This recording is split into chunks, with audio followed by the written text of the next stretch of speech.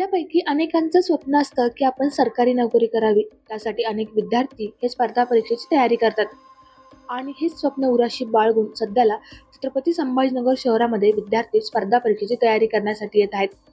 संभाजीनगर शहराची ओळख आता स्पर्धा परीक्षेचं हब म्हणून देखील होऊ लागलेली आहे.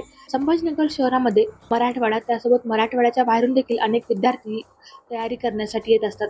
पण इथे येणाऱ्या प्रत्येकच विद्यार्थ्याला यामध्ये यश येईल असं नाही आणि यामुळे सध्याला विद्यार्थ्यांमध्ये डिप्रेशनचं प्रमाण मोठ्या प्रमाणात वाढलेलं आहे. तर नेमकं यामागची काय कारण आहेत आणि यावर विद्यार्थ्यांनी स्वतःला कसं सावरावं, काय काळजी घ्यावी, याविषयीच आपण डॉक्टरांकडून सविस्तर माहिती जाणून घेणार आहोत. तर विद्यार्थ्यांनो, हा व्हिडिओ तुम्ही शेवटपर्यंत नक्की बघा. छत्रपती संभाजीनगर गेल्या काही वर्षापासून स्पर्धा परीक्षेचं हब या ठिकाणी होताना दिसतंय.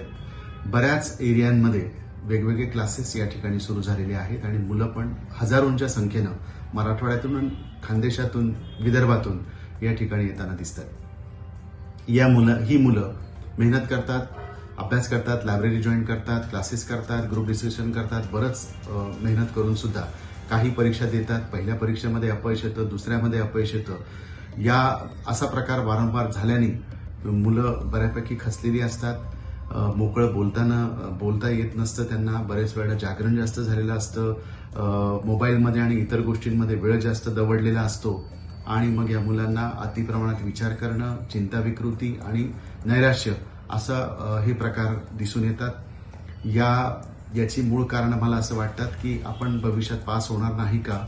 आपण जी मेहनत करतोय, जे पैसे आपले खर्च झालेले आहेत, त्या पैशांना यश मिळेल का? ती पैसे मला परत आईवडिलांना देता येतील का? आईवडील एवढ्या मेहनतीने माझ्यासाठी या ठिकाणी पैसे देत आहेत, तर ते काय म्हणतील, समाज काय म्हणेल, अशा असंख्य गोष्टी त्यांच्यासमोर येतात, समस्या त्यांच्यासमोर येतात आणि त्याच्यामुळे ते खचलेले दिसतात. अशा मुलांना एक साधा असा मला सल्ला देऊ इच्छितो की मोबाईलमध्ये वेळ कमी घालवणं, मित्र आणि मैत्रिणींबरोबर निरर्थक गप्पा कमी करणं, आपल्या टार्गेटवर फोकस करणं, आपल्या एकाग्रता वाढण्यासाठी फोकस करणं, थोडंसं मेडिटेशन असेल, वॉकिंग असेल आणि रात्रीचं जागरण कमी करणं, जेवण अत्यंत वेळेवर करणं, पाण्याचं प्रमाण भरपूर पिणं, या प्रकारातनं या मुलांमधली नैराश्य, चिंता आणि अतिविचार करण्याची जी समस्या आहे ती कमी होताना दिसेल आणि धूम्रपान अजिबात करू नये.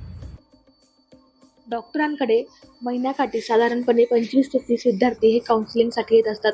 त्यामुळे विद्यार्थ्यांना तुम्ही टेन्शन घेण्याचं कारण नाही. जर तुम्हाला स्पर्धा परीक्षेत अपयश आलं तर तुम्ही स्वतःचा व्यवसाय करू शकता किंवा इतरही दुसरी नोकरी करू शकता आणि तुमचं स्वतःचं भवितव्य घडवू शकता.